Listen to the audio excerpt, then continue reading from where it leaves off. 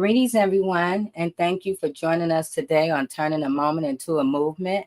I am your host, Jay Love, and I represent the Justice for Gerard Movement.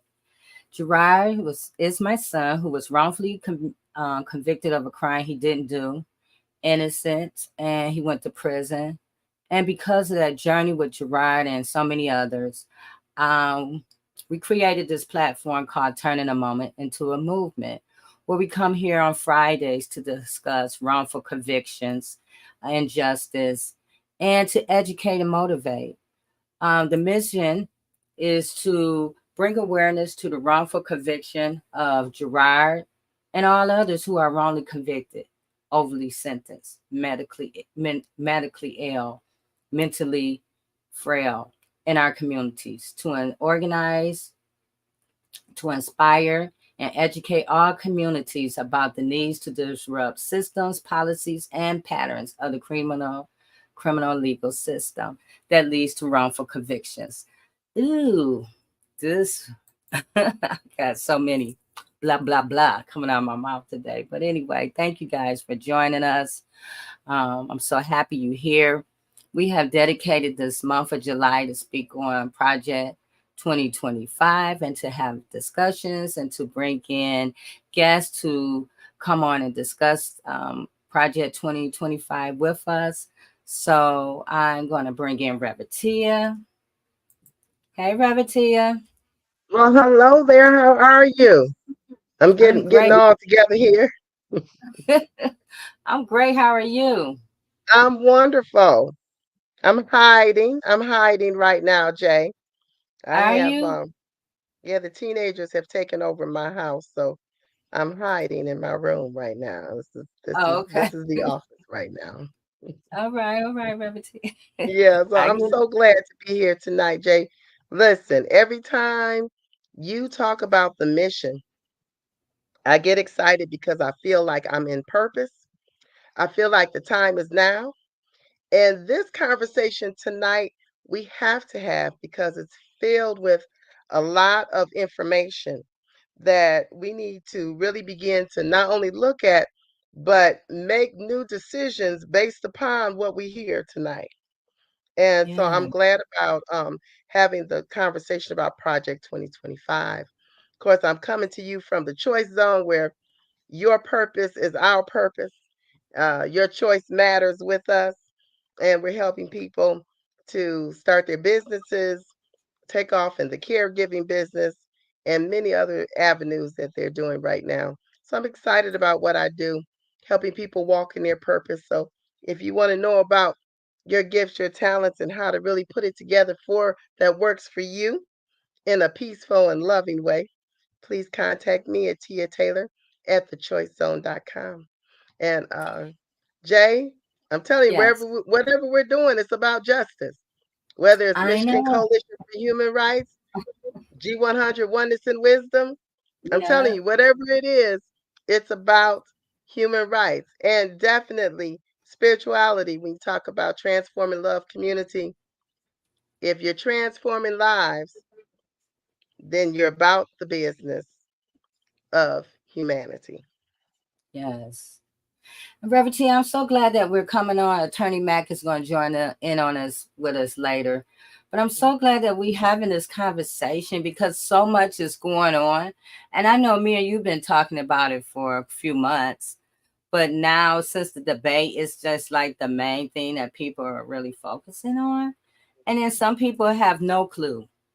And so we're not coming here to force anything on anybody. We're here to help you think and help you have these conversations with your friends and families and to motivate you and inspire you to take your power back, you Mhm. know. And Donald Trump was, when he said, black jobs, and so we've been talking about the black jobs and stuff, Yeah. but our black job this week is the vote. Hmm. That's the focus.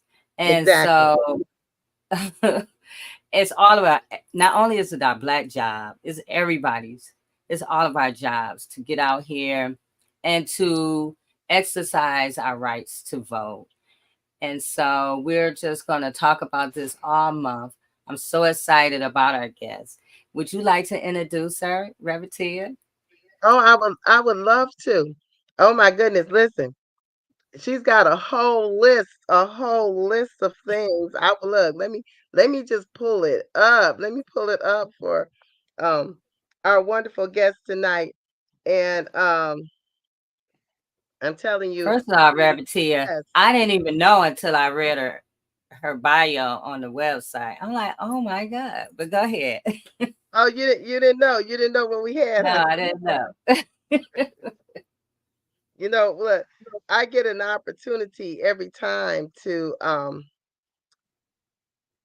read and look at it and remember, because sometimes you can walk with people among you and not really know who you're walking with, right? You're not really Right. knowing. And so this is a delight for me. Today we have Bishop Bernadel Jefferson. She is a seasoned pastor. And hey, look, I'm giving this to you. This is the short bio, okay? Dedicated community activist.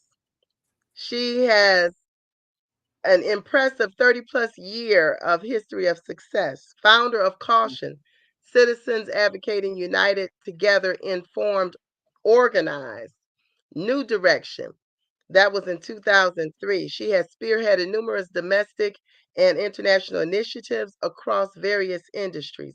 Currently serving as a commissioner and researcher, Bishop Bernadel is a dynamic force in advocating for community well being. Her commitment to both local and global causes is underscored by active membership in community based organization partners, CBOP, and engagement in community based participatory research, CBPR.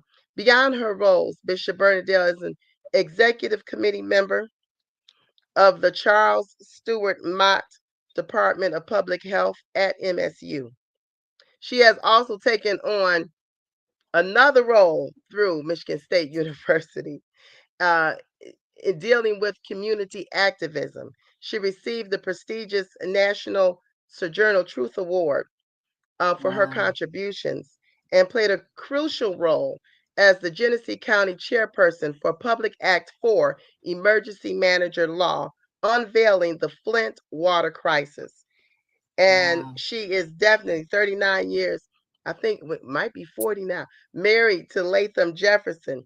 Bishop Bernadel is a devoted family person with 10 children, 13 grandchildren.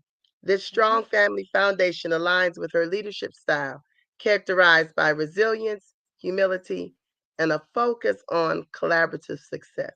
Now, the only thing I didn't mention is that if you need a prayer through, better call Bishop. If you try, look, when you need somebody to touch and agree. Uh-huh. And last but not least, I'm so proud to be able to call her my aunt. Thank you. Yay. Yay. I'm so excited. Yes. Welcome, Bishop Thank you Bernadette. so much. Thank you. Thank She's you. still traveling, y'all. Yeah, yeah. Oh, oh, you on the road. So we pulled over and we stopped, but uh, just running, trying to do other things today. So it's always something, but want to make sure that we're able to reach the people and do what's necessary. And sometimes that includes traveling. Sometimes that Mhm. includes going to places that you don't want to go. Listen to people you don't want to hear, and be able to speak out wherever and whenever, and not be afraid. It's one thing the young lady told me um, some years ago. They closed the senior citizen facilities and the youth facilities here in Flint, Michigan. I think it was about five or six of them, and I went to Lansing in order to get them back open. And she told me one thing. She told me, she said, it's important that we're at the table. If we're not at the table, we can't make a difference, because Right. who's gonna bring our problems and situations to the table if we don't do it? Exactly. So I it's agree, Vincent. necessary. We know how to do this, but anyhow, we can work it out. Yes, you good. You're everything is good.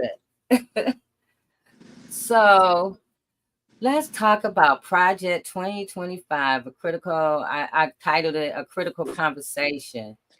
Um, I think it's critical because of everything that's going on right now. We're watching it actually in live living color.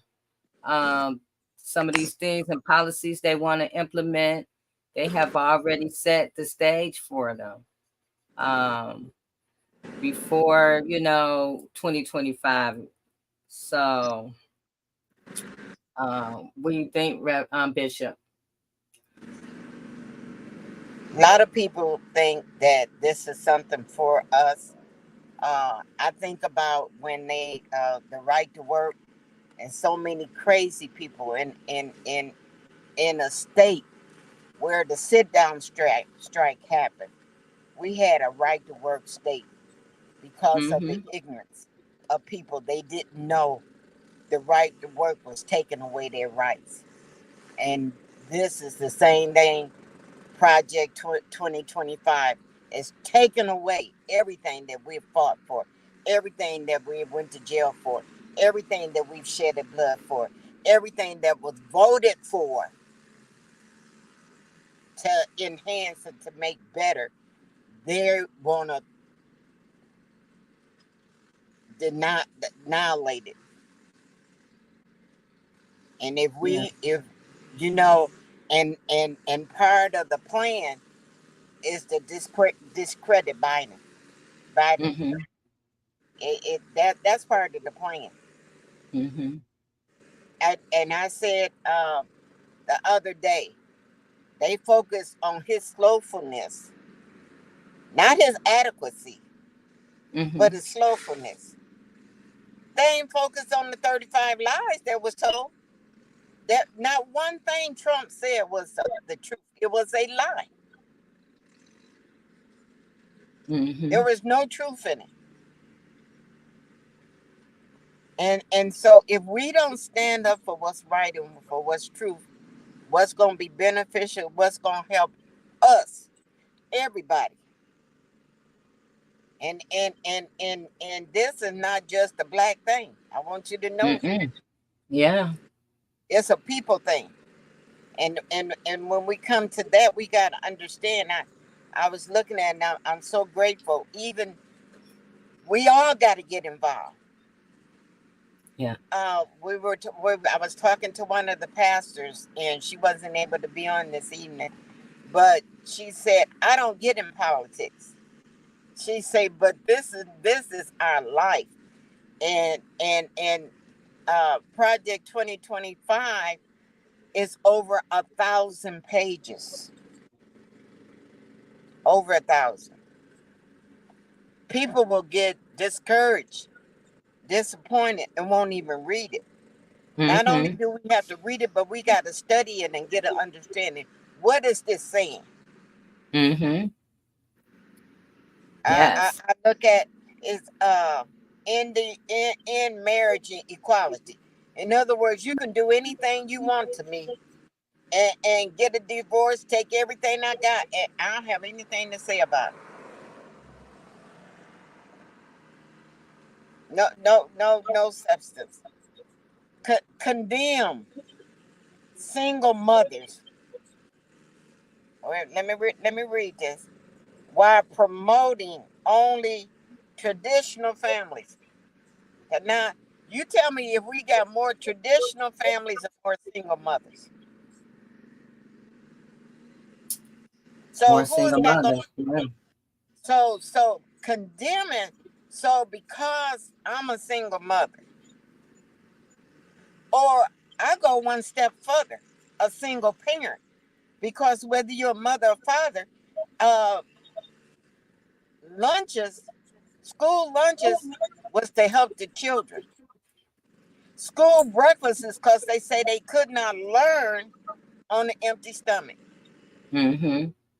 There's a program we instituted at my church in the summer was to feed the children. Because when school was out, what was they gonna eat? What were they gonna do? They had the same problem. It's just that they didn't have to go to school. They still need to eat. Yes. So I did a PowerPoint, you guys, about Project 2025. I'm going to pull it up right quick. Great. What is Project 2025?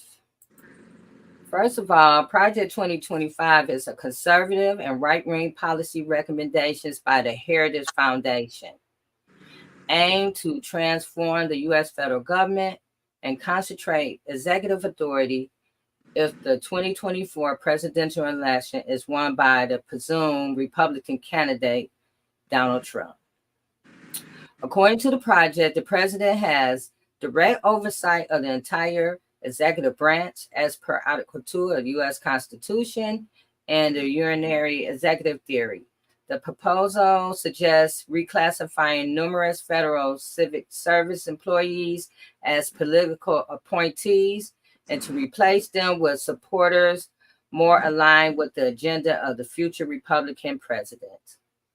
Advocates urge that this change would dismantle what they perceive as large, unaccountable, presumably liberal government bureaucracy. Additionally, the project intends to embed Christian values in both government and society. I want to play this video because this young lady explains it in a nutshell, you guys. And while you getting that video, getting it ready, if we don't think he will not have an effect, look at the trial. How many judges, Supreme judges, did he have on the bench that he put on the bench? And everything they did was crooked as two left shoes, wrong as two left. Yes. That's right. Yeah. That's right. Only thing they did right was convicted him. Exactly. Mm-hmm. And out of the people that wrote Project 2025, 30 of them worked for him out of 38. Yes. And he keeps talking about these 19 people that were backing him. You know, so he says. Right. I don't know how anybody can believe anything he says. Not anything. If he told me it was raining outside, I would need to verify that. Yes. Yes. He lies constantly. Right. Here's the video, you guys. We need to talk about it. Project 2025. What is it? Who wrote it? Where did it come from? The entire far-right blueprint is 920 pages and 30 chapters. You're not going to read all that. I don't expect you to. And if you haven't even heard of Project 2025, that's okay too. But you do need to know what's in it because it's pretty terrifying. Think a playbook for Handmaid's Tale, essentially turning the US into Gilead. I've looked for some good, easy explanations of Project 2025, and there really aren't that many. This is going to be the most comprehensive and simple explanation of 2025 that you're going to get. So background, Project 2025 dates back to 1973. That's when the Heritage Foundation, a very powerful conservative think tank based in Washington, D.C., was founded. They are the writers and the architects of Project 2025. And their main mission and goal is to move America to a more far-right Christian nationalist state. They originally came to prominence when they wrote their first manifesto in 1981 titled A Mandate for Leadership. And get this, those very same policies were the ones that were used and implemented in the Reagan administration. Seriously, around 60% of the 2,000 proposals written in the manifesto were implemented by Reagan. So now they're back again with a new edition, and this new edition is known as Project 2025. And it's supposed to provide guidance for the Don or whoever becomes the next Republican president. And these 900 pages and 30 chapters are written by professors, doctors, scientists, lawyers, scholars on each subject. And they've divided Project 2025 into 4 main pillars. The first is policy, which is this big book. The second is personnel. They're creating this huge conservative database, think LinkedIn, but for DJT loyalists. The third pillar is training. They set up this online educational system called the Presidential Administration Academy, where they teach their views and ideology in a course. And the fourth is called Playbook, which is an action game designed for how they're going to get everything done. Now let's get into some of the very concerning things on their wish list for DJT's second term. Starting off strong on pages 450 to 503, they're calling for a complete ban on abortions. Not very shocking. Page 319, they're saying the Department of Education should be eliminated. And in addition to calling for its elimination, they state that any school that requires a vaccine or mask mandate will not receive federal funding. Page 482, eliminate the Head Start program. Page 675, calling for the elimination of NOAA and the National Weather Service, because these organizations, and I quote, have become one of the main drivers of climate change alarm industry and as such is harmful to the future U.S. prosperity. Page 133, they call for the complete dismantling of the Department of Homeland Security. In addition, they argue for the elimination of the FBI along with the Department of Justice. Page 5, they call for a complete ban on corn, writing that corn should be outlawed, the people who produce and distribute it should be imprisoned, and anyone else who participates or facilitates it should be registered. Page 104, reverse policies that allow transgender individuals to serve in the military. Gender dysmorphia is incompatible with the demands of the military service, and the use of public monies for transgender surgeries or to facilitate abortion for service members should be ended. And there's so much more, including the possibility of ending birthright citizenship, banning African American and gender studies in all levels of education, calling for an ending of any DEI programs, getting rid of gay marriage, ending the Affordable Care Act, and it also calls for the mass deportation of immigrants and proposes a plan to round up illegal migrants and lock them up and put them in camps.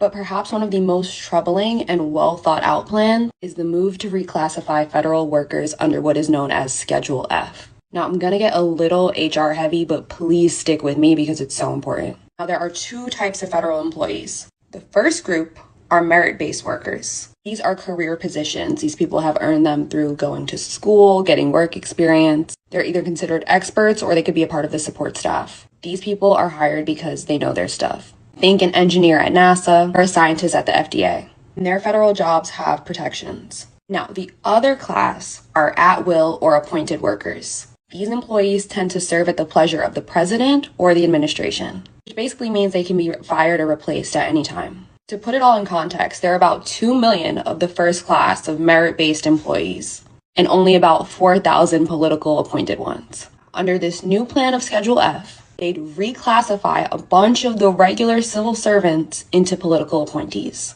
That way the Don can replace them with loyalists. Now, how does replacing all of these people help him carry out his plan? Let's do an example. Under Schedule F, DJT could take a scientist at the FDA, fire him, and then replace him with, let's say, a scientist who wouldn't give clearance to birth control or the abortion pill, therefore making it illegal and inaccessible without having to go through the courts, without having to go through Congress. By the way, they specifically lay this out in the plan in the 900 pages. Now, remember what I said about the whole conservative LinkedIn? That's the database they're going to use to fill these positions. A bunch of unqualified loyalists. And in October of 2020, actually, DJT tried to do this. He tried to implement Schedule F. He signed it into order, but then he lost in November. And the whole thing was pretty much a secret, but Biden then immediately repealed it. But if he wins this time, they say it'll be one of the first acts of his presidency. Now, the Don has come out and said he doesn't know anything about this Project 2025 and has been trying to distance himself from it. But at least 26 authors and people who are associated with Project 2025 served in his very own administration, including Russ Voigt, John McKinty, Stephen Miller, and many others. Also, his own platform, Agenda 47, just sounds like a SparkNotes version of Project 2025. The president of the Heritage Foundation is calling Project 2025 the new American Revolution. The second DJT term could lead the way.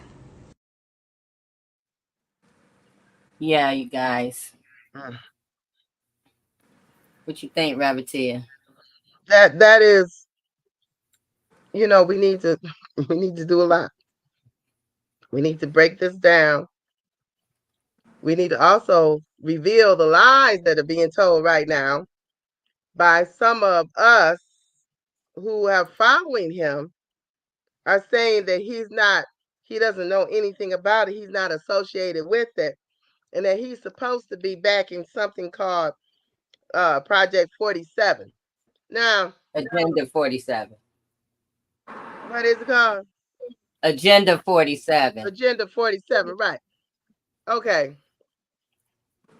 Whatever that is, I'm looking at what we're Project facing right now. 2025. Exactly. It's probably the same thing, and the thing about it is we need to really, I mean, if we just look at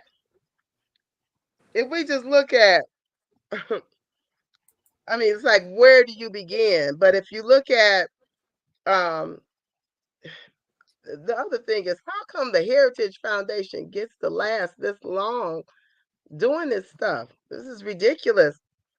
So Mm-hmm. when you talk about even the, let's just look at the no fault, what is it? What they call it? No fault divorce laws. Was introduced to simplify the divorce process, reduce litigation, and mitigate the emotional and financial strain of proving fault. Okay. So Project 2025 argues that they weaken the institution of marriage, incentivize divorce, and disproportionately harm men in divorce settlements and custody arrangements. I don't know about anybody out here, but I do not foresee women being protected through this. Right. Mm-mm. Okay? Right. Not at all. Not at all. Supporters of ending no fault divorce believe that making divorce more challenging would reinforce traditional family structures and values. And we need to admit that some of the traditions weren't safe for people. Some of those Exactly. traditions was not a safety net for people. Just No. because you say I was married to somebody for so many years, if he was kicking your behind, that's not good. If the children were abused, that's not good. So they argue that easier access to divorce has contributed to higher divorce rates and social instability. Um, I'm sorry, divorce should not be the only monitor of having a healthy relationship. That Mm-hmm. should not dignify whether you have a healthy relationship or not. Sometimes you have to leave to get healthy, Yeah.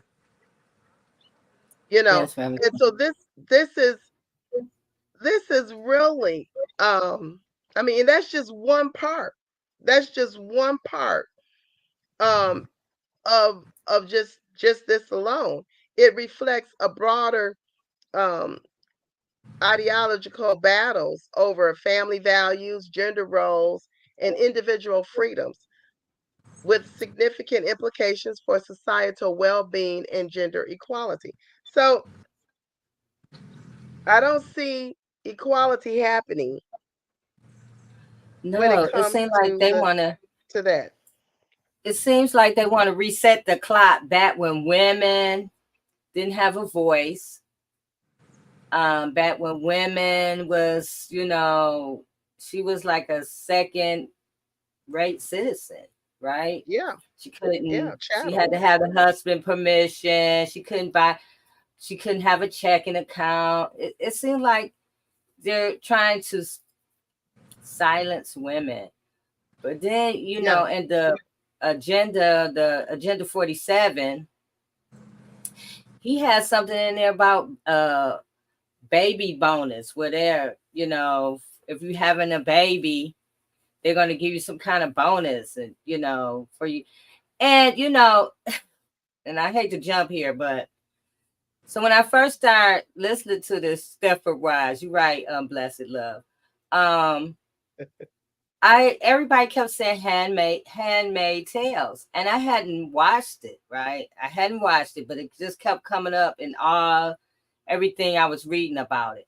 So I have mhm, recently started watching it, and I'm like, this is kind of spooky, of the stuff that this Project 2025, and then watching this movie that was started the series. It was a series that started in 2017 that's still going on right now. But it's kind of all of this stuff as the government brought in these Christian like Christian nationals for us, but mhm, fanatic Christian group that took mhm, over the United States. And this is what they're doing. I mean, I saw this video and I got it right here, you guys, where Kevin Roberts, the guy over Project 2025, he's talking to this Christian group. Here you go. We've been working with all of them on one project since soon after Joe Biden took the oath of office, before any conservative presidential candidates had even entered the race. As my friend and colleague Paul Dans before talked about briefly, our Project 2025 has developed a comprehensive policy agenda, but even more importantly, recruiting people, 20,000 people to go into the next administration, hopefully to help take back this country for you and for your audiences.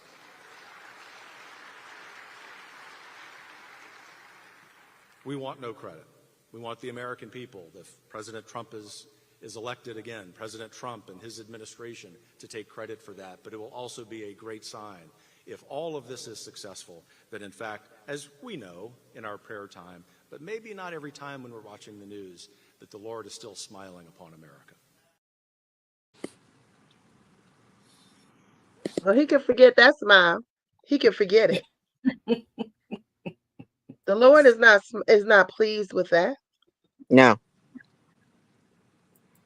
Mm. And the bad part about it, they so-called do it in the name of Jesus, but it's so far from the truth.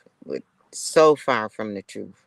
And that's why we have to study to show ourselves approved, a workman rightly dividing the word of truth, need not be ashamed.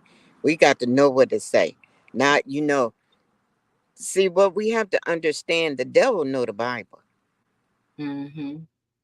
And he will twist it to make it fit his situation and circumstances. And so we have to be able to discern and be able to tear that and go through there and saying, oh no, that ain't what that said, that ain't what that mean. Who was he talking to? And when was he talking? So we got to know who he talking to, what time it was, and who this for. Said a good one. Women be silent in the church. Oh, so they use that for every woman. Woman can't preach one, but that wasn't who he was talking to. Mm-hmm. It was there were women that had never been in church. They didn't know what they were talking about. They were sitting on one side of the church, and their husbands was sitting on the other side of the church, and they was hollering across the room, "What that mean? What they saying?" And he said, "Let your wife be silent in the church. When you get home, teach her. If they want to talk about women in the church, a woman was the first one that carried the word." And that Mm-hmm. was Mary. In the beginning was the word. The word was God, and the word was with God. She carried it and delivered it. Yes. So we got to know. We gotta get it. He said, "Out of all our getting, get an understanding." What is he saying? Break it down. And I am so grateful for the people that have taken time to discern and go through this and go through it with a fine tooth comb to see what they are really saying and to get an understanding. Mm-hmm. Yes. Yes. And our responsibility, I'm so grateful for this podcast, but we got to have more podcasts, more TV shows, more internet. We've got to get the word out. We've got to educate the people, because if we don't educate the people, they will go with the foolishness. Mm-hmm. Yeah. See, old foolish Galatians who have deceived you. And that's what, if you repeat a thing 3 times, it gets into the person. So that's why they keep going over this over and over and over and over and over, instead of going over, he told the truth, his facts was right, Right. he right on point, he's Right. doing the work, and he's qualified. Yeah. He's been convicted of 34 felonies, and all you can focus on is Biden. 34. But not only the felonies, let's go about the lies. Yeah. The Yes. lies that was told that night. Wasn't no Yeah. truth, no word that came out of Trump's mouth. Right. Nobody says nothing about that. That's all right. He lied. That's all right. He didn't have Yes. no facts. That's all right. But you know That's what? right. The people who believe in what they believe in don't care. They Mm-mm. don't care about that. They just want their way. So we have to understand that the Heritage Foundation didn't just pop up here yesterday. It was Mm-mm. founded in 1973 during the Nixon administration by Paul Waywich, who is an American religious conservative, political activist, commentator associated with the New Right. And Mhm. when Edwin somebody, a former think tank executive, congressional aide, and foreign consultant. Family comes from a line of devoted Roman Catholic German Americans. Three of Mm. his maternal uncles were priests. And Joseph Core, the grandson of the brewer Aldorf Coors, the president of Coors Brewing Company. Coors was perhaps best known for his right-handed politics and his support for Barry Goldwater and Ronald Reagan. So this is who created this heritage group. They already came in with these really racist ways and biased ways of thinking, how they wanted to shape this country. And they, as you look at the history of Ronald Reagan, who he really implemented a lot of the Heritage Foundation's positions, and also Trump in his term he did as well. So this is where this came from. This just didn't pop up overnight, and so Mm. we have to understand that these things is embedded in these people who want this world or this United States to be a certain way. And they want us to be a certain way. And so now they have the opportunity with Trump, who they can control, who is like the puppet, their puppet, who they're going to try to, if we don't vote, if we don't get out here and do our, due diligence, to Yeah. put in position these policies that they came up with. Mhm. Mhm. Yeah. And you know what? People have got to realize that Jesus did not spend time annihilating other people. He did not spend time. Yeshua was not a person to go around killing others. He did not. Yeshua did not go around trying to make people. He was not he did not coerce people to follow him. And it was when you know that the basis of the teachings of Christ is love. It's love. And so these things are not love. That's not loving. It's not loving at all. And so Jesus did not have to make people be this way or be that way. Love is the thing that changes, that helps people to transform to their greater selves. But if you're not loving on anybody, what good? So you're gonna force? I don't know. Does this sound as anybody who knows their history? Is this sounding like the Christian crusade? Are we back here again? Okay. Greetings, Attorney Matt. When the yeah when the Pope and the Pope and um the Roman leaders got in bed together and decided that we're going to force people to become Christian so that we can make them obey us. I need everybody to get a hold of that history. Mm-hmm. And so if you did not say at that time, which was years after Christ, this was not what Jesus did not tell you them to do this.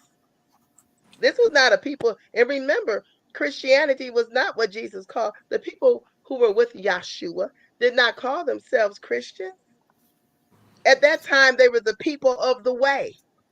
Christianity didn't come about until they got to Antioch. And that was after he passed. After he made his transition, and after he was had transitioned on up and sent the Holy Ghost. Okay? When you know the truth will, like Blessed Love say, it's gonna set you free. So if you think that following this way to prosecute people and force them into a religion, if you think that is the way of Christ, you are sadly misunderstood. Well, Yeah. look, Trump got a so-called Bible out. But if we go back at the beginning, when the Catholics, they wrote the Bible the way they wanted to do it. And that's why we got to, out of all our getting, get an understanding. And then they translate so it would fit their rules and their regulations. Mm-hmm. Come on, we got to know this thing and get an understanding. What was the intent and what was they really saying? Yeah. I'm just laughing because how can somebody have a Bible who was holding the Bible upside down? Doing one of his things when he was in office. Like, okay. Hi, Attorney Mac. Welcome. Much love to everybody. Two sisters I'm familiar with, other sister Bishop Jefferson. Much Yes. love and respect to you. You also. I've read your pre-ops. They're quite impressive, I might add. So proud to meet the person and the personality behind all the great pre-ops, and so congratulations. Thank you. I'm J Love. I know the people don't want me to get into. See, I got to do it, J Love. I got to do it. Help yourself. I got to do it. But I will try to be abbreviated. Try. Okay. Look, Attorney Hugo J. Mack Esquire here. If you find yourself on Trouble Boulevard, push, pull, tow that hoopity to Mack Street. Mack Street. Park in my virtual underground garage. It says free parking, not valet parking. Under no circumstances, leave the keys to your cars in it and get out. In my neighborhood, I'm just being for real. So, and when you're there in your time of distress, call the Freedom Line, 734-239-3118. The Freedom Line, 734-239-3118. And for those Mr. and Mrs. America ships at sea, reception might be bad. I'm going to say it again. The Freedom Line, 734-239-3118. Because hmaclaw.com is your hookup. hmaclaw.com is your hookup. hmaclaw.com is your hookup. And J Love, I know this one thing. And Bishop, you don't know this, but J Love, she's a woman of integrity. She won't say it. People be stopping at her house, putting note on her car, writing the woman email, one woman kick me off the show. I know they do it. Haters. You see, when the backstabbers came out with the OJs, they was really talking about me, and people have come on me. But I know it. It's all good, though. It's all good. Like Reverend Tia say, it's about love. It's okay. So, but J Love and Bishop, some people may even come at you, Bishop, why was you on the show with that crazy lawyer? The show was going so good till he got on. It was going so good. I've been attacked before. I'm in good company. I know I'm in good company. Okay, well, amen. Because, Bishop, I tell people all the time, some of my colleagues, they stand up and they say, well, I graduated Harvard, magna cum laude. I graduated Yale, summa cum laude. I'll tell people in a minute, I graduated University of Toledo in 1979. Thank you, Loudy.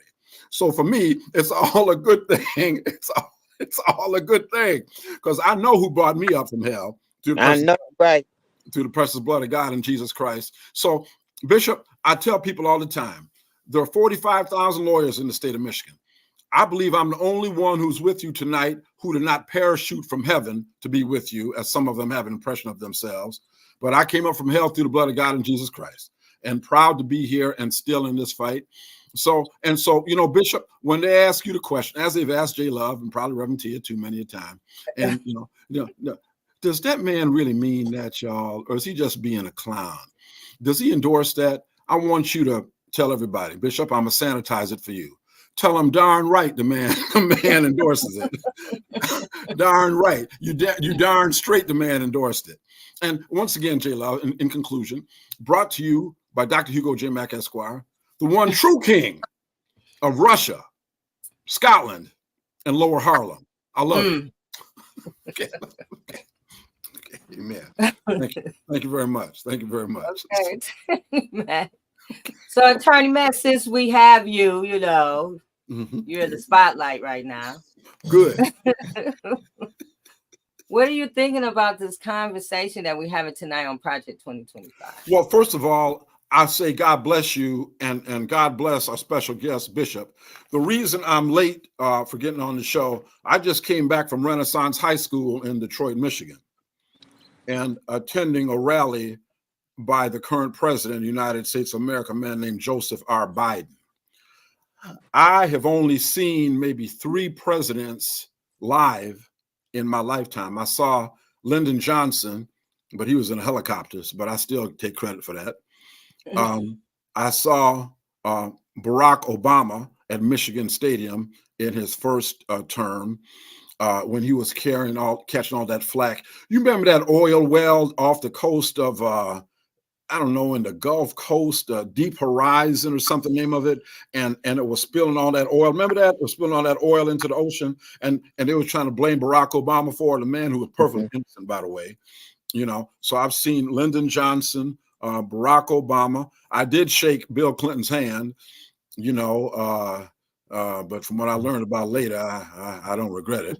But anyway, I did shake his hand. I'm sure the man has washed his hands since then. I'm gonna let that go. So, but anyway, so I'm sorry, Bishop. I'm sorry. Come on with the truth, baby. I'm sorry. I'm sorry. Come on with the truth. Well, but I said when we shook hands, we didn't hug and we certainly wasn't going to kiss. So I was covered. I was covered. So anyway, and I saw Bill Clinton, I saw Barack Obama, I saw Lyndon Johnson in a helicopter. I had an opportunity to see Gerald Ford, who was a Michigan man, by the way, when he was in Ann Arbor. Didn't bother to walk across the street to see him. Had no business pardon Nixon. No, he didn't. And so, and the man that was the orange man, I wouldn't walk across the courtyard to see him. You see what I'm saying? So I wouldn't do that. So, and the reason I'm mentioning that to you, I even broadcast from Facebook on it, because this election, in my 70 years of life on the face of this earth, there's never been a more consequential election than this to me. There really hasn't, because our nation is a great nation. It is a great nation. I wouldn't want to live nowhere else other than America. It don't mean that I love what America has done all the time and the racism and all that. But I'm saying here, Black people have a chance. Yes, we do. Yes, we do. How is the Jews have a chance? The Arabs have a chance. Italians have a chance. All the Hispanics, and especially the Orientals, they sure enough got a chance. How is it everybody else can have a chance, make a chance, and we can't? We who have sacrificed the most, by the way, for this nation. How is it we don't have no chance? Because we're not making a chance. That's why. And so what I'm saying is, I had to go to that rally tonight to have my spiritual energy, because it's spiritual warfare, y'all. Yes, it is. Yes, it is.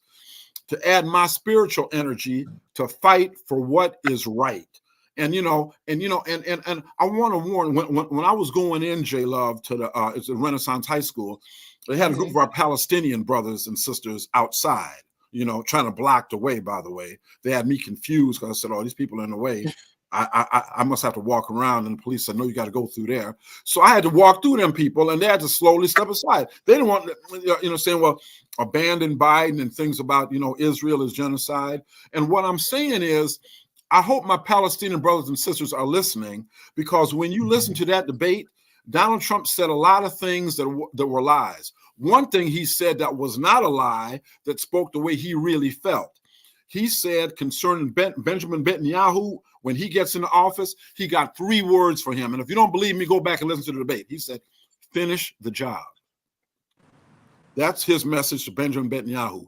Finish the job. Y'all, when you're talking about 2,000-pound bombs, when you tell somebody to finish the job, that means carpet bombing. Okay, in case y'all don't know what that is, that means everything is razed. Everything. Okay, so babies killed, finish the job. Innocent women killed, finish the job. Civilians killed, finish the job. So I would warn my Palestinian brothers and sisters, we can all want Biden to do more in terms of the Palestinian situation and Israel. But I'm telling you what, you protest against Joe Biden and let Donald Trump get in, y'all got nothing coming. Donald Trump made it real clear. Ain't no room for them Palestinians over there. Ain't no room. So it's not about a two-state solution. It's about a one-state solution. And either y'all adapt and being part of this under our control, or we're going to kill you. Mm-hmm.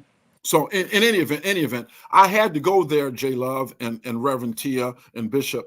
It isn't about Joe Biden, although I support him much more than Donald Trump. It's about our democracy. See, it's about our democracy. That's what I'm talking about. And you know what? I'm gonna say this, and then I'm gonna be quiet, J Love. I know you don't want me to talk this long, but I'm gonna say this, and then I'm gonna be quiet. You know, and I know, and y'all been talking about this before. These people want to eradicate democracy as we know it. Putting this man back in power is like giving, I'm sorry, I got to say it, it's like resurrecting Adolf Hitler, only this time we're going to give you the tools not to make the mistakes you made the first time. So call me wrong, call me what you want to say, but I know what I'm saying is true. So anytime you have a man, and I'm going to say this, I'm going to be quiet. He talks about these people being hostages, people defecating all up in the Capitol, jumping on police, trying to kill the police, wanting to hang Mike Pence. Who knows what they'd have done to Nancy Pelosi if they caught her. The woman ain't big as a minute. She can't take many punches. Okay, so what I'm saying is, I'm sorry, but see, who knows what they'd have done to that poor woman? Okay, and see, and the thing of it is that what I know and what really galls me is that the way he turned on black people in front of that church, you know, when with the George Floyd situation, this man wanted to sick the federal government. He wanted to sick the military on them. You remember what I'm talking about? Put tear gas all on them people. You know what I'm talking about? And got the nerve to stand up there and talk about, you know, he a man of God. What God? Satan? So anyway. Yes, that's what he was talking about. Yeah. See, that's his God. See, so what I'm saying is, when he talks about people, these people are hostages and patriots.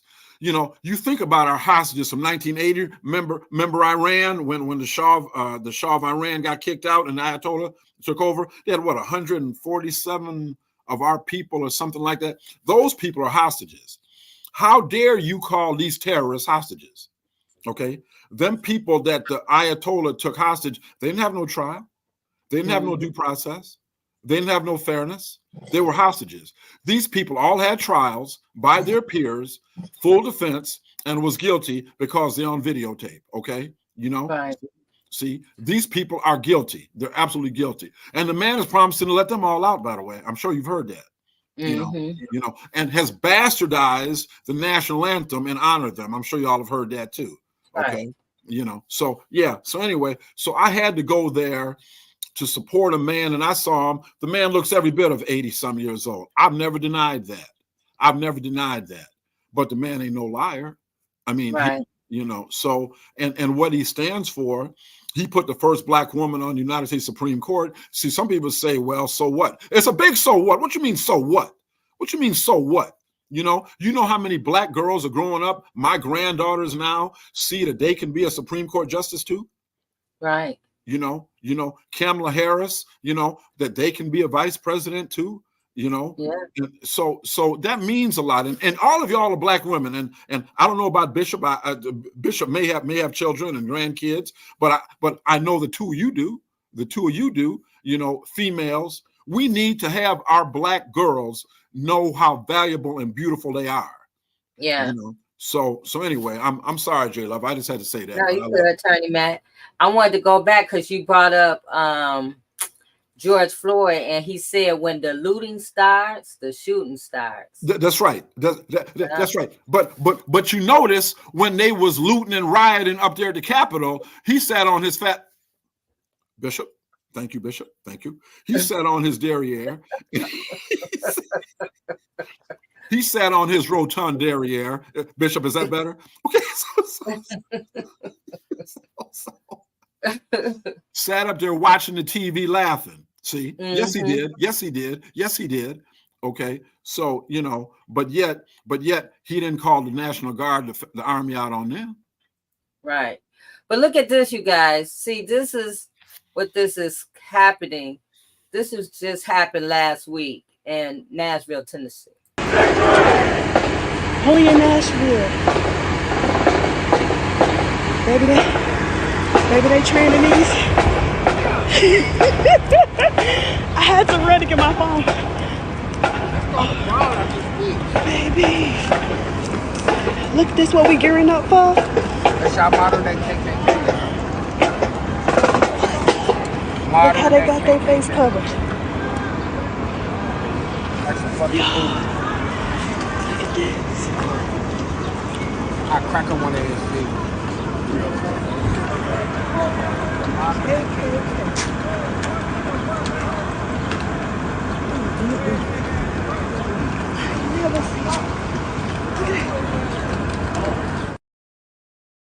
So they out there with no permit, with their white face cup, with their white hood.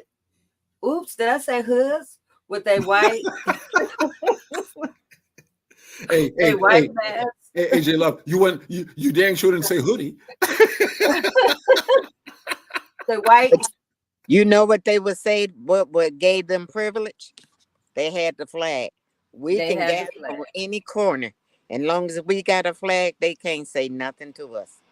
Mm-hmm. They now see how they hide their identity. They loaded up in 3 U-Haul trucks, pile themselves so nobody won't get them license plates. Because they probably professionals out here. Mm-hmm. Why? And they was, their thing was, what is it? Restore. What was that? Hold on. Reclaim our nation. All that stuff. Our nation, and also to they were talking about mass deportation of non-whites. Mm-hmm. Mm-hmm. So what does that mean? I'm going. Right. Yeah. Where am I going? I ain't been nowhere but here. Right. And truth be told, they all got some African blood in them somewhere, so they should be deportated. That's right. That's right. That's right. That's really ridiculous. And that shows the ignorance. Right. Exactly. And I've always felt for a long time that song "Fly the Buttermilk Shoe Fly Shoe." I always said they meant that about Black people. Always did, because our blood and our heritage is mixed in with everything.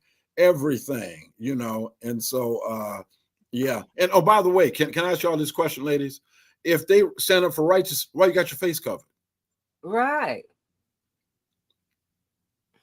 Because they're all the way wrong. Bishop said it, they wrong. It's 2 left foot. Yes. Yeah. 2 left feet. That's right. They're wrong. They're wrong. So yeah, and how some Black people can, I'm gonna tell you, I don't know. They've got this guy Byron Donaldson, this Black guy, this congressman out of Florida. I hope you and your people is listening, Byron. You ain't gonna be vice president. Tim Scott, you ain't gonna be vice president. West, or whatever that brother is from Texas, you ain't gonna be vice president. Ben Carson, you dang sure ain't gonna be vice president. So all this getting out there shilling, and you remember what Byron Donaldson said, Black people had it better than Jim Crow. What an ignorant thing to say. What an ignorant thing to say, So, but, Trump and them ain't got to say much. They got people like Tim Scott and them saying it for them. Right. Wow. And they smile and pat him on the back. Yeah. But, while they spew off their racist talking points for them. Right. And so when when we're looking at all of this stuff, and some of us not looking at it, we're walking around here oblivious. But you need to be looking at it because they're organizing.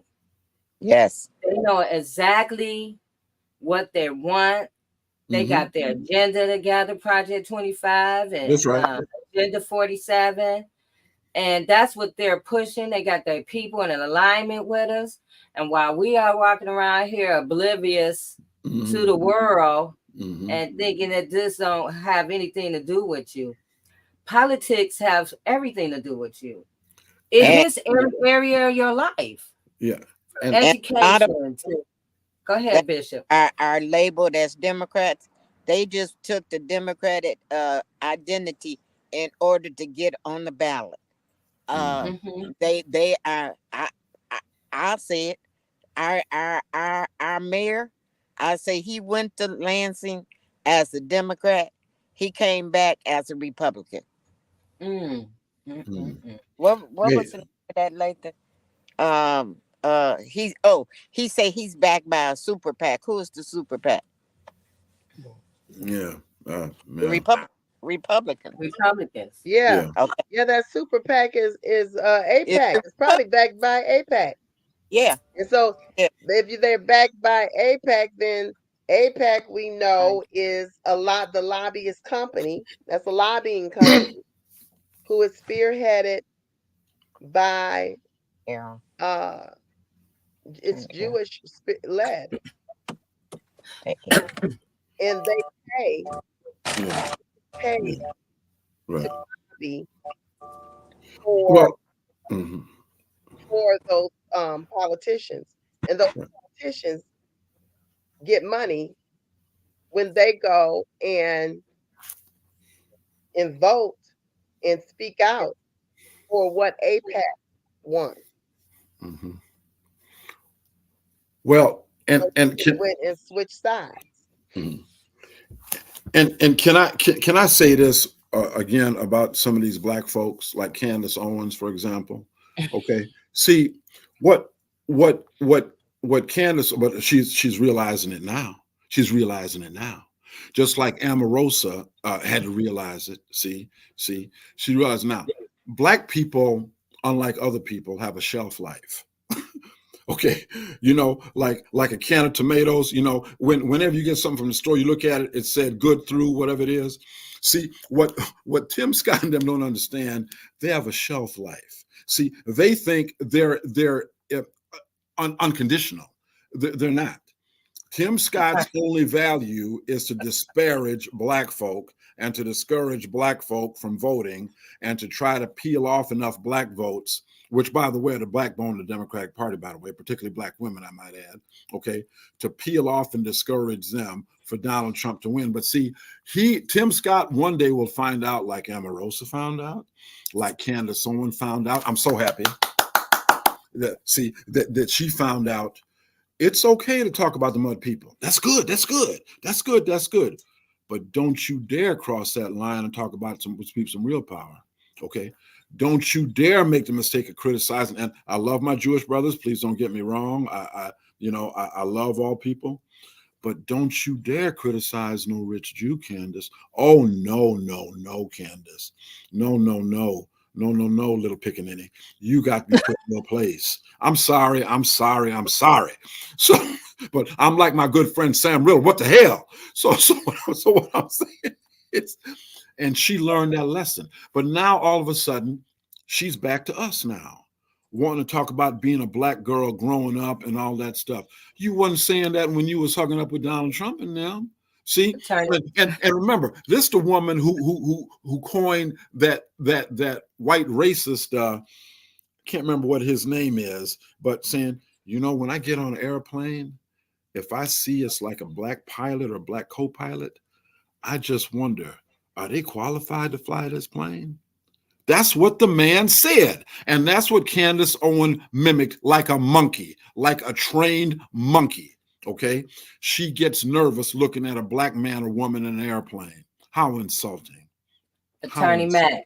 Yeah. In our words of our brother Kendrick Lamar, they not like us. Look, I got it. Oh, here. I was trying to play it, but. That's right. Well said, J Love. Well said. Anyway, they are not like us. I don't know who they are like, but they not. Candace Owens was walking around with that hoodie, that sweatshirt on, talking about White Lives Matter. Yeah. Oh my Lord. Oh my Lord. Oh my Lord. Until they kicked her out the crew. So. Hey, J Love, can I say this one thing that I'm not going to say no more? And I know y'all I talk too much, and I'm sorry, but all Candace Owens, Tim Scott, Byron Donaldson, that brother West, that congressman, that MAGA guy from Congress. Oh, they ran their behinds out of Atlanta too. I don't know if you saw that. The four of them had like a barbershop. Did y'all see that? Like there's me with some black people in a barbershop, as if their constituents go to black barbershops. Don't none of them represent no black people. All their constituents is white. It's Snow White. When you saw Donald Trump go to that black church in Detroit, you'd have thought it was a white church. I didn't see no black people in that audience. But they have a black pastor. Yeah. Okay. Yeah. Okay. But okay, again. Hold on, you guys. I would have to keep on bringing it back in.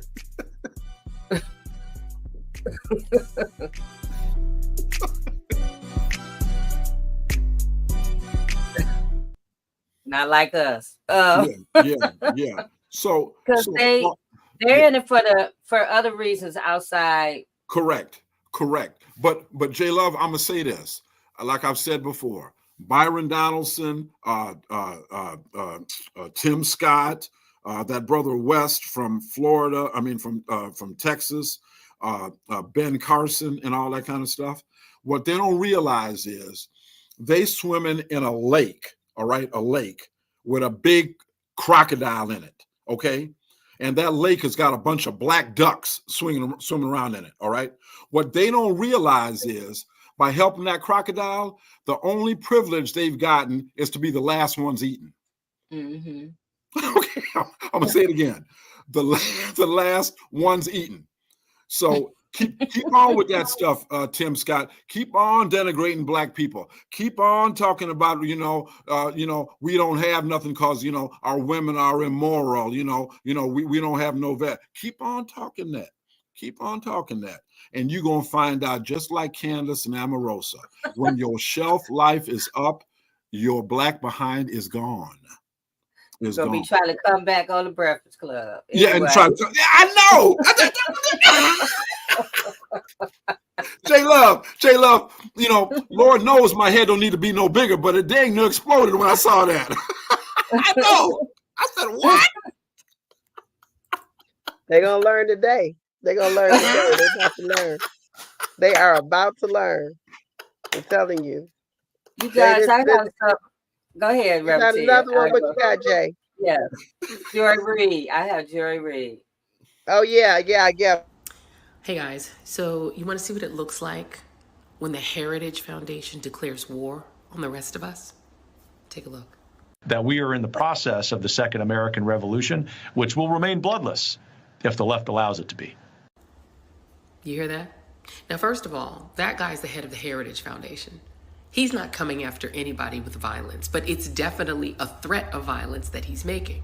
I mean, he'll be off golfing somewhere at Mar-a-Lago or at some other posh country club while the Proud Boy types do the violence. But he is threatening violence if the left, meaning everybody except conservative white men and their wives and the conservative white man adjacent people of color who think they can derive power from the conservative white men who employ them and who take them around like house pets wherever they go.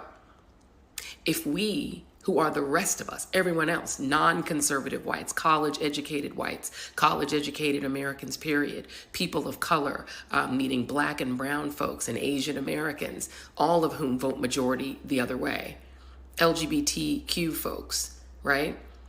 Everybody except white Christian right-wing men and their wives and the conservative, male adjacent, non-whites who think hanging around them will get them some power too. Everybody else, he just declared war on y'all. And when someone declares war on you, you are at war, whether you want to be at war or not. What you going to do about it? Now, I actually understand why there is a lot of panic and freak-outery about Joe Biden.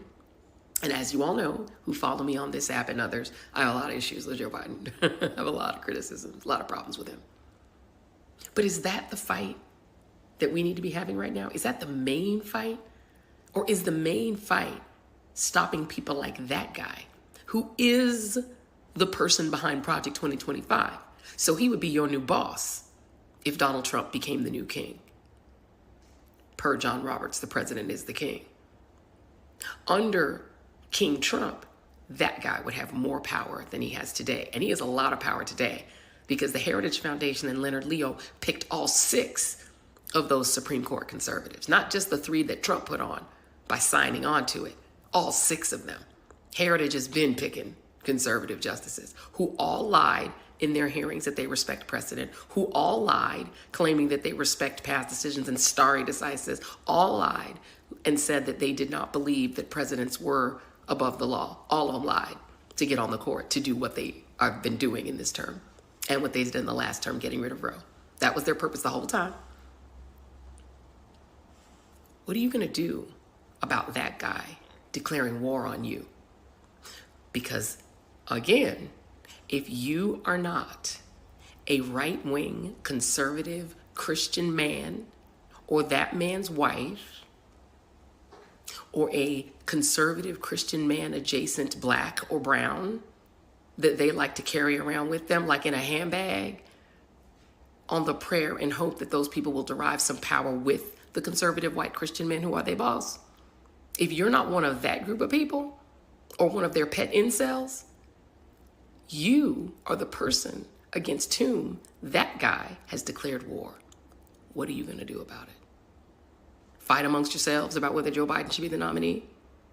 Or prepare to fight those people at the polls in November, from the rooter to the tutor, from school board to the White House, every member of Congress, every member of your state house, every member of your state senate, every mayor, every school board person who's up for election. You need to look at the letter after their name. And if that letter is R, you need to vote against them and get them out of power. Because the more power they get, the more they're going to do to you. Do you want to be Louisiana, Oklahoma, Arkansas, or Mississippi, or Florida, or Texas? Because the whole country will be if that man and his friends and King Trump get their way. Is that good enough for you? That's the fight. I could be wrong. Tell me I'm wrong in the comments. Argue with me. Let me know what you think. Because that's where I'm at least on today, on the day before, July 4th, supposedly the celebration of the United States leaving the King of England in order to get, according to John Roberts and friends, our own king. That ain't good enough for me. You let me know if it's good enough for you. Y'all be good.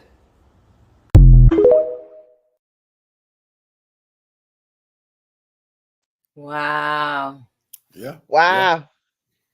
Yeah. That's it right there. That's it. Yeah. The We truth. got to determine what's the truth, fight. the truth and nothing but the truth. Right. Yeah. Mm-hmm. And CJ Love, if I could just segue back to some programs past, which is why I was saying so forcefully, you can't afford to sit this out. You can't afford to say I'm protesting by not voting, okay? You can't afford to say that. You still paying taxes. You still subject to the law. You still subject to whatever tyrannical impositions people are going to put on you. So, it's like, a slave, I'm not going to fight because it's just everything is evil. I'm not going to fight for my freedom. Well, then die. I'm sorry, then die. Okay. Yep. But if you're going to die, get out my way. Okay. Get out the way. Go by the side of the road. Die by the side of the road. Don't die creating a roadblock for me. Okay. Because I know some people that don't want to die. we want to live, okay, and fight this evil. Black people are the most spiritual people in the history of this nation. Yes, we are. Yes, we are. Yes, we are. And so why in the world would we raise in a Black church understanding the power of God and Jesus Christ? Why are we going to stand up and support evil? See, that's what I can't understand. And by the way, if the Democrats was doing what Trump and them was doing, I'd be a Republican like yesterday and the day before. But they're not. They're not. So, I'm not, like I told that brother a couple of weeks ago, whatever, we don't need any permanent friends, but we need permanent interests. Okay? Permanent interest. And as long as you are meeting my interests and supporting me and my community, what I believe, we can be friends. But if you're not, I don't want to talk. I'm not starved for conversation. so anyway. And another thing she hit on, Attorney Mack and Bishop and Revertia, she said also, basically, you can't be sleeping on your local elections either. That's right. She's right. Those are most important. When we look at what's going on locally in your community, you can't afford to sit home. That's right. Because some of these same people. Because that affects us more than the presidential election. Of course, exactly. But our local elections, our city council, our mayor, our governor, our state representative, our they affect us more than the presidential election. Right. We all out bent out of shape about Trump, but are we looking at these judges, Attorney Mack? Are we looking at these judges that's running? Are we looking for, go ahead. Are we looking at, who's running for mayor? Who's trying to be the governor? That's right. Who's running for Senate? Right. Who's running for a House rep? Like all of these things are equally, if not more important than you trying to figure out who's going to be the president. Right. You are distracted by this stuff. Right. And they want you to be. That's because right. some of these people want to still run these same games and play all in your face. That's right. But we don't have to wake up and pay attention because we've been voting on name recognition. And, right. That's right. Some of these people, they whole dang on family been judges, and they whole dang on families been in these offices and in these seats. But what have they done for you lately? Right. Right. And we have to start looking past these names and really find out who's for us. Because if you end up in court and you ain't you get up with the wrong judge. You bow. Yeah. Right. Yeah. Boom. You ain't thinking about the president now. You thinking about not going to sitting in some of these raggedy prisons around here in Michigan. Right. So this stuff is real. These policies, these small little cities that we, drive through. We got sundown towns in Michigan. We got sundown cities in Michigan. And so in 2024. Right. We ain't gotta look at Tennessee. We can look right here. Right. They might not have their hoods on, but they pulling up with the red, white, and blues on. Right. So and J Love, if I can just interject this, part of the hurting part of this whole thing, I mean, I ran for county prosecutor in 2020. You know that. All y'all, except Bishop may not know that. But I did that for a reason. Okay. I did that for a reason because somebody has got to stand up and start changing the narrative. If I don't run for county prosecutor, there's no such talk about restorative justice. There's no such talk about, and I'm sorry, it's just true. There's no such talk about qualified immunity, okay? There's no such talk about holding police accountable. There's no such talk about breaking the incestuous relationship between police and prosecutor, okay? There's no such talk about police turning more to military every single day, because one of the things I highlight, if you look at the standard issue of a soldier, like a U.S. Marine in full battle regalia, and you look at the SWAT team outfits, okay, dealing with local issues, really hard to tell the difference between those uniforms. The armament is just about the same. The only thing that might be a little different is the automatic weapon that the soldier has. But we've got automatic weapons in police forces also. Okay, we don't have bazookas, but we've got armored personnel carriers. Okay, so and what I'm saying is, and what's hurtful with me is a lot of the criticism I got was not from the Rush Limbaugh, Sean Hannitys of the world. It was from these pseudo progressive universalist liberals, who are like, how dare somebody been in the penitentiary run for prosecutor? Who do you think he is? You know what I'm saying? So, and so part of the problem is us. I've said it before, is us.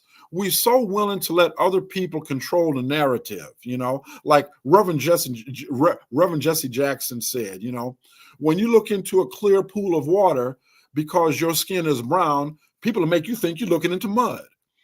Okay, and you're not. You're looking into a beautiful brown or black face. But if it's not white and pale and snowy, then it's mud. It's not mud. It's a beautiful face. So I guess J Love and Bishop and Reverend Tia, thank you, because we got to start changing the narrative. This, I'm gonna say it one more time. This election is not about Joe Biden, okay? Whether you love Joe Biden or not. It's not about him. It's about what the man stands for and what the other man stands for. That's what it's about. Okay. No, and nobody also, is. what are we standing for? Right. Exactly. Nobody is immortal. Okay. They talk about the man is this old. Well, you know what? It's a whole bunch of people a lot younger than Joe Biden that have died within the last 24 hours. Mm-hmm. Okay, that have died. So quit running that crap on me, okay? It's not the man, it's the system that the man represents. If something happened to Joe Biden, I've got every confidence in Kamala Harris. Yes, I do. Okay, so, I hope the man, nothing will happen to him. But if it does, I know that my country is still going to be secure. I can't say that about Donald Trump. If something happened to Donald Trump, somebody evil like him going to come up and do the same damn thing. And then we also have to look at Attorney Matt, because you did bring something up about us. Detroit had a mass shooting the other day. 21 people were shot, right? And so we need to be looking at people who are in alignment with our communities and coming up with answers, not more prisons and longer prison sentences.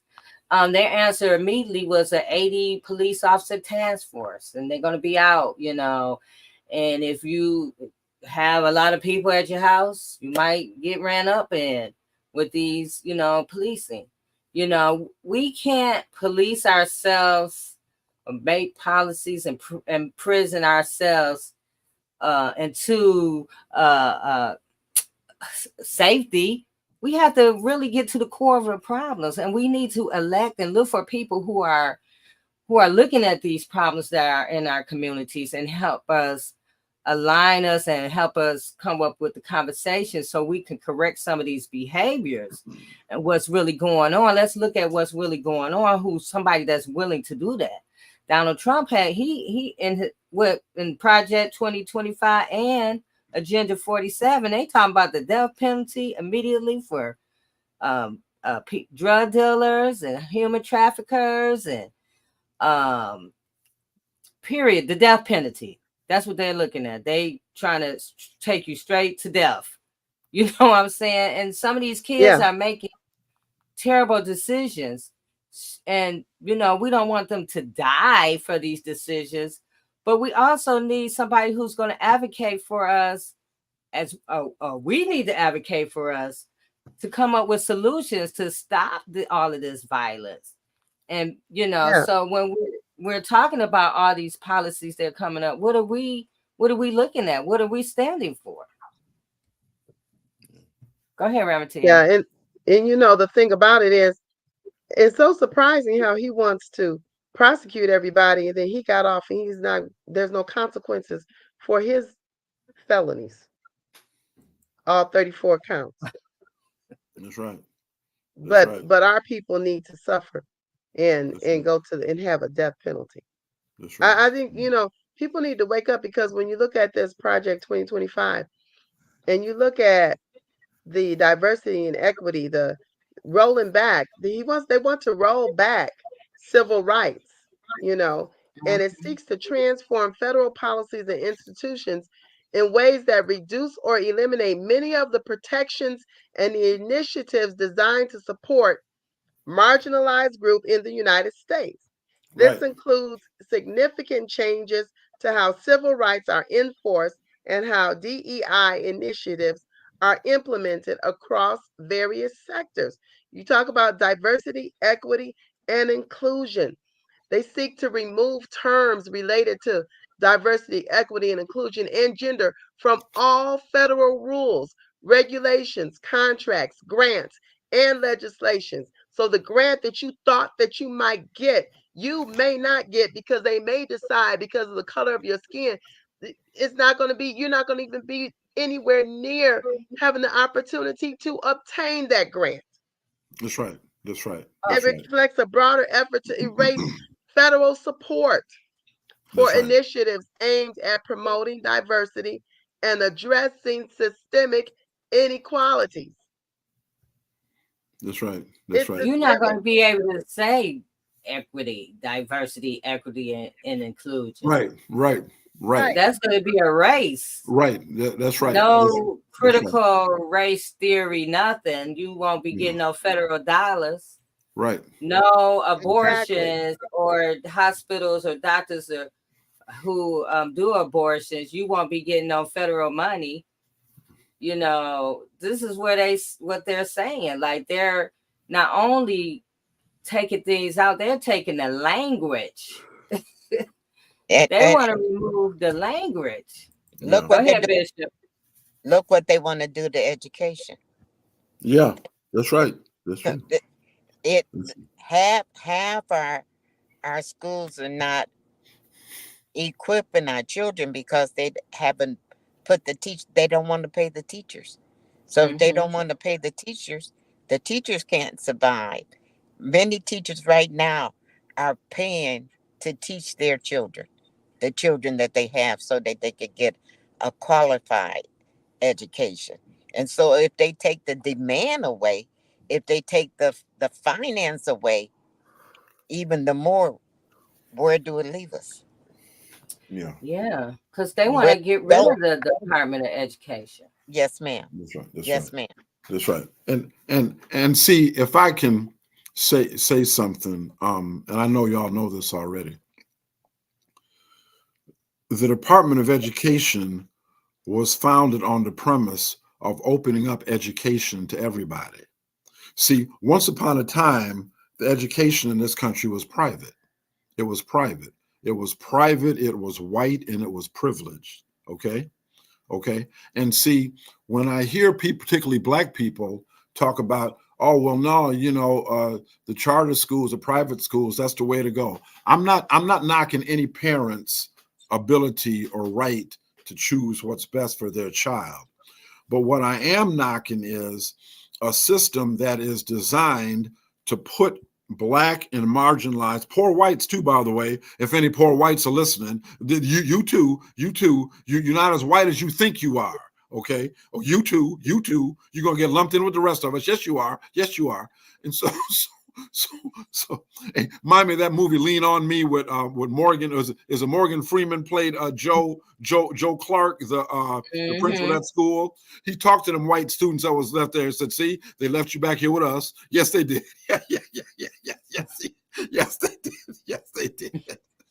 So I'm talking to the poor whites, disadvantaged whites too. So the thing of it is to eliminate any aspect of public education.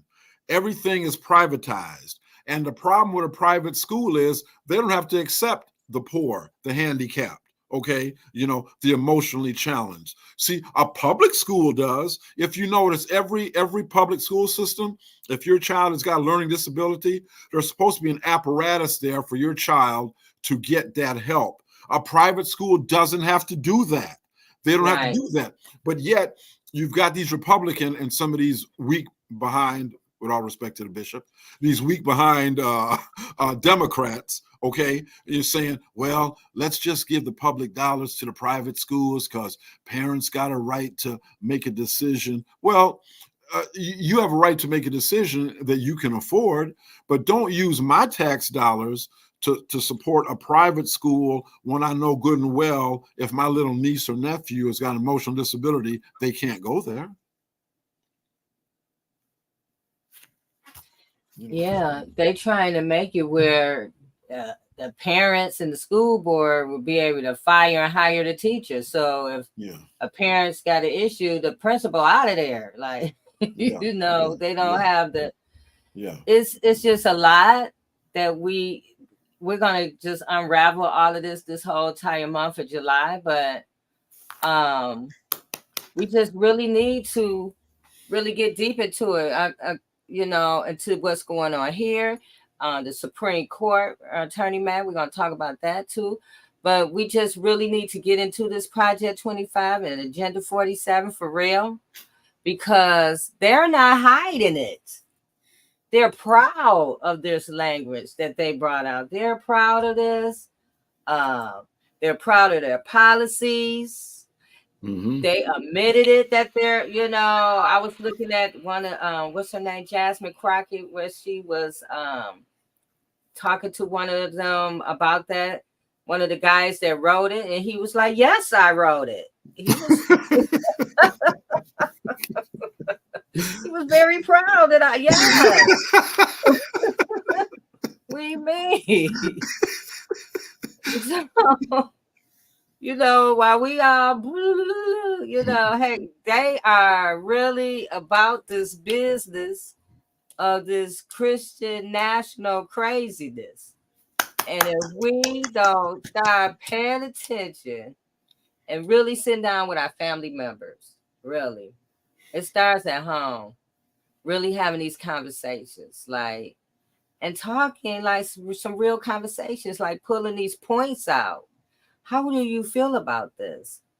How do you, for our transgender and, LGBT, people, they're coming for you, they're coming for you. They're coming for you. They're coming for, everybody that's not a part of their class. And their time is winding up.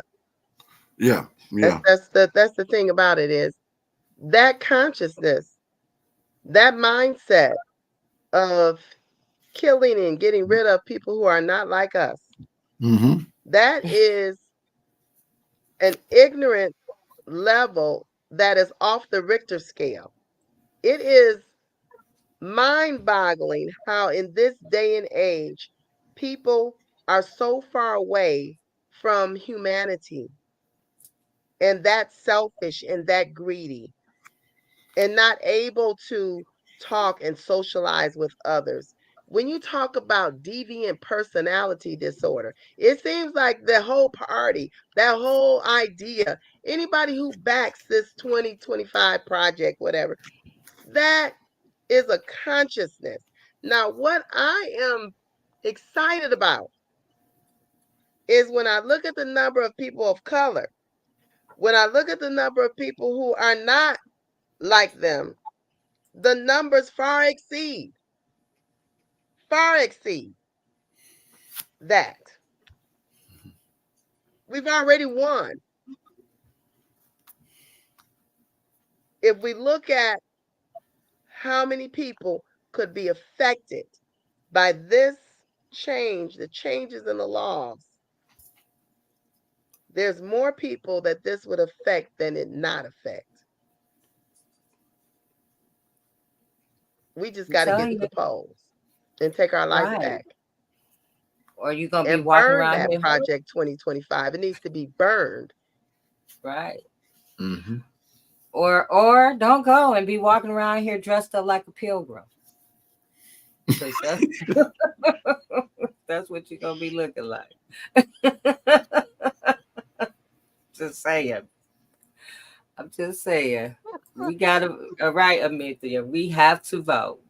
We have to vote. We have to vote locally and nationally. Yeah. You know, Mhm.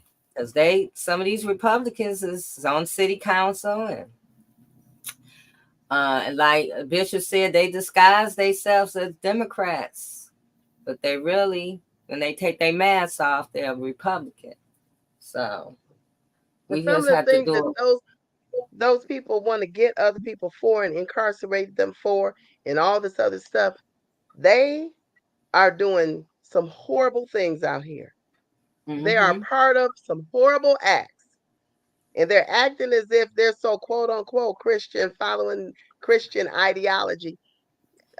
If Christianity is not following Yeshua, if it's not following what people have renamed him as Jesus, if it's not really following him, if Christian nationalism is following him, is it following him? No. If it was following that life, we wouldn't be having this conversation today. You're right. You're absolutely right, Robertina. It would be on some more of some kindness and empathy and compassion. You know, we wouldn't be talking about what we're talking about, insanity today. Yeah. We'll be, you know, you guys, when we came here because of wrongful convictions, right?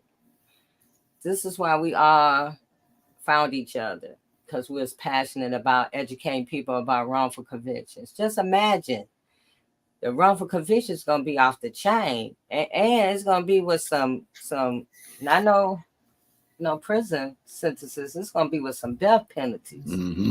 Yeah. Mm-hmm. So I mean, I was just listening, and I was talking to Reverend Pinckney, and because I was listening to the story that came out of Benner Harbor with this police officer who was actually um setting people up by playing drugs on them.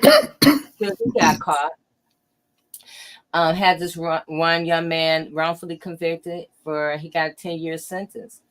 And once he got caught, he got this police officer, the same exact charges of the young man he wrongfully convicted.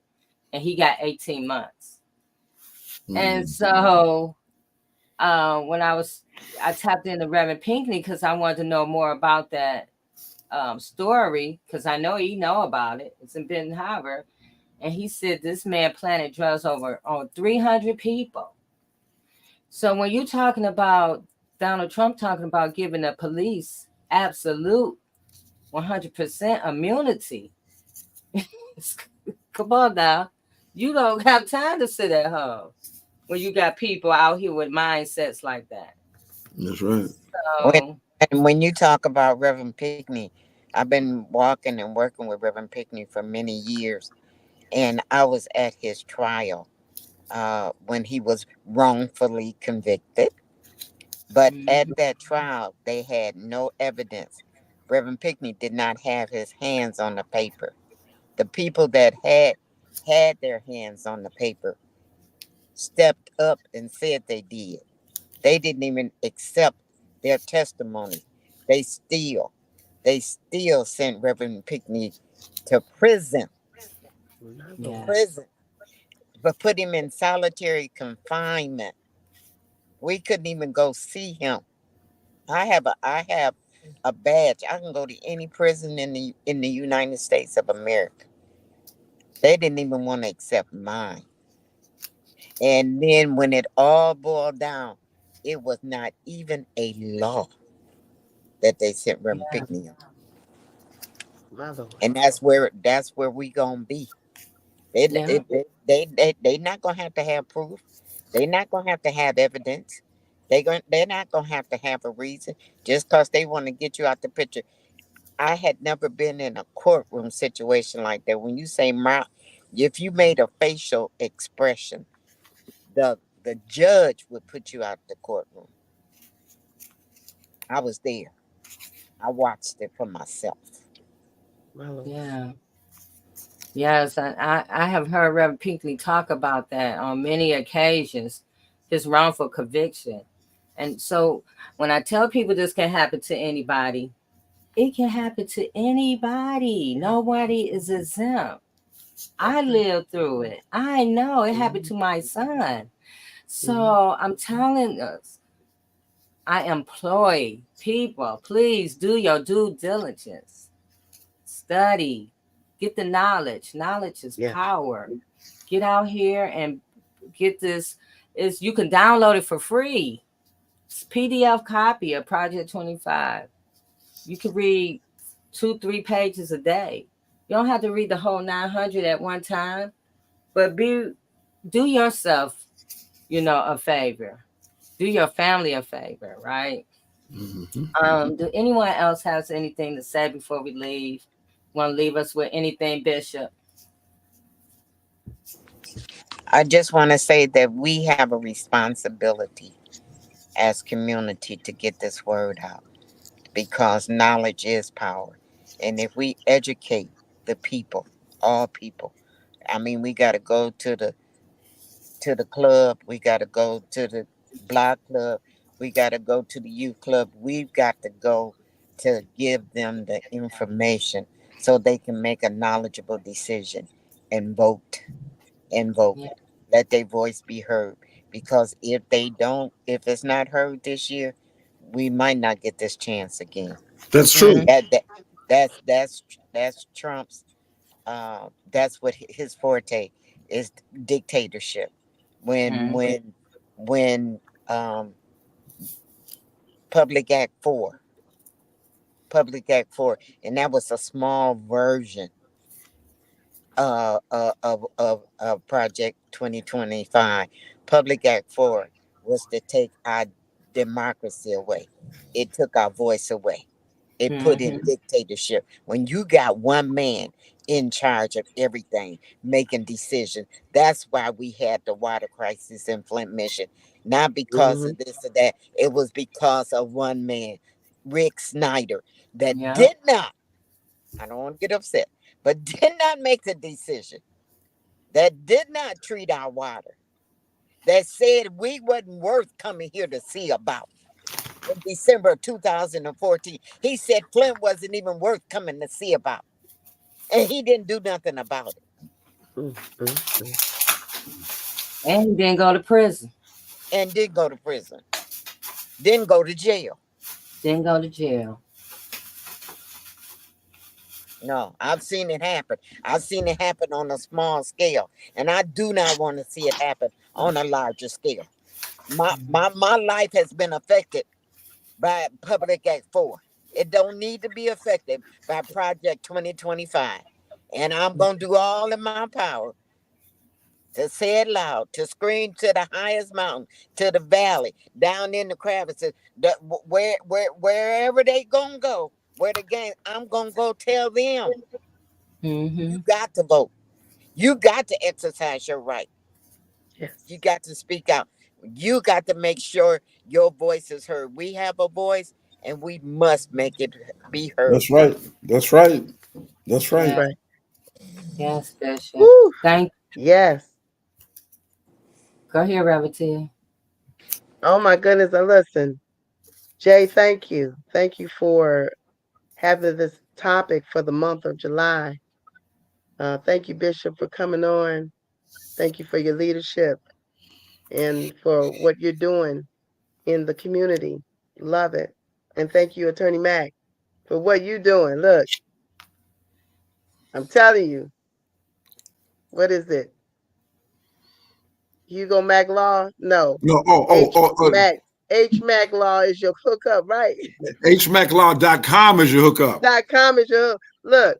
All I know is I just had to dial you. That's all I'm saying, and I got hooked up. That's all I know. Yeah, look, I keep Attorney Mack's number right in my pocket, right?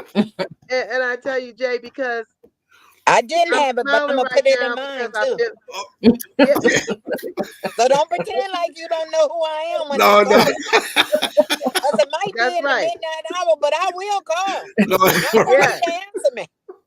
that's right, Bishop. So I'm glad we're having this conversation, Jay, because I feel invigorated to work, to get out here some more, to keep the conversation going, and to That's right. educate That's right. because That's right.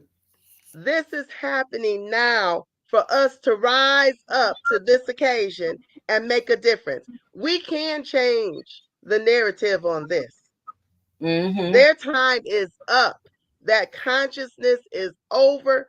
It is antiquated and it does not benefit them, even individually, even though they're too ignorant to understand it. But it does not benefit us as a country or That's as right. a community. That's right. When That's hate right. is at the forefront and division is at the forefront, you can't stand. That's You right. can't stand. That's right. Yes, Reverend Tia. Attorney Matt. Well, I want to say this very briefly. You know, God bless you, sisters. You know, the Black woman is the most victimized demographic in the history of this nation. Unquestionably. Unquestionably. The Black woman is forced to become mother and father far too often.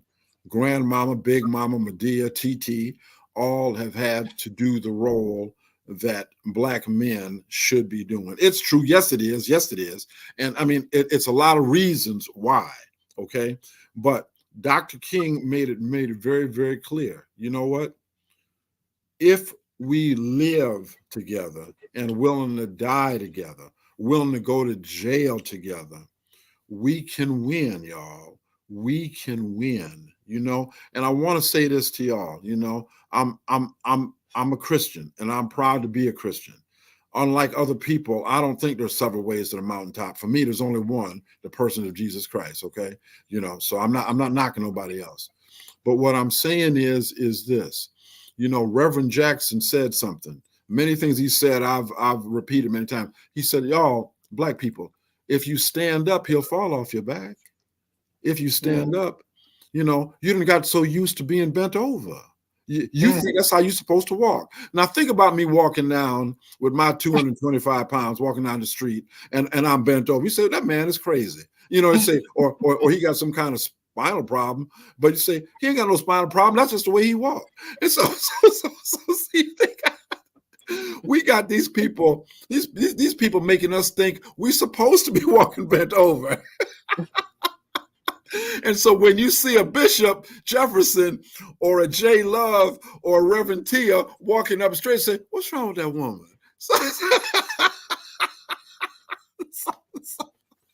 So black women, you beautiful Black women, please keep being who you are, you know, and raising man children. Please do, because you are our salvation. You really are. You, and I love all of y'all. Okay. Yes. You know. Thank you, Attorney Matt. So I want to thank you guys for joining us. I want to say to everybody who's watching us on Facebook, on Instagram, on Twitter, on what else are we on? YouTube, on all these platforms, who's going to listen to this podcast later, to share it with others. You know, we're going to do a whole series on Project 2025. Hopefully Bishop will come back and join us as we continue this conversation. I want to leave. I saw this video today from the King Center, and it's Dr. King. And I want to leave on this note with Dr. King, you guys. What happened is that some of our philosophers got off base. And one of the great problems of history is that the concepts of love and power have usually been contrasted as opposites, polar opposites. So that love is identified with a resignation of power and power with a denial of love. It was this misinterpretation that caused the philosopher Nietzsche, who was the philosopher of the will to power, to reject the Christian concept of love. It was the same misinterpretation which induced Christian theologians to reject Nietzsche's philosophy of the will to power in the name of the Christian idea of love. Now we got to get this thing right. What is needed is a realization that power without love is reckless and abusive, and that love without power is sentimental and anemic. Power at its best.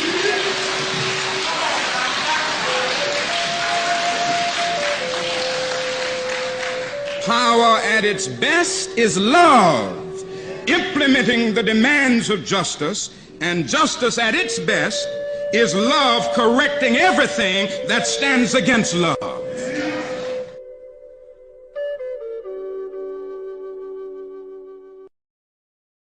Good night, everybody. God bless you. We love you. Good night. Love you. Good night.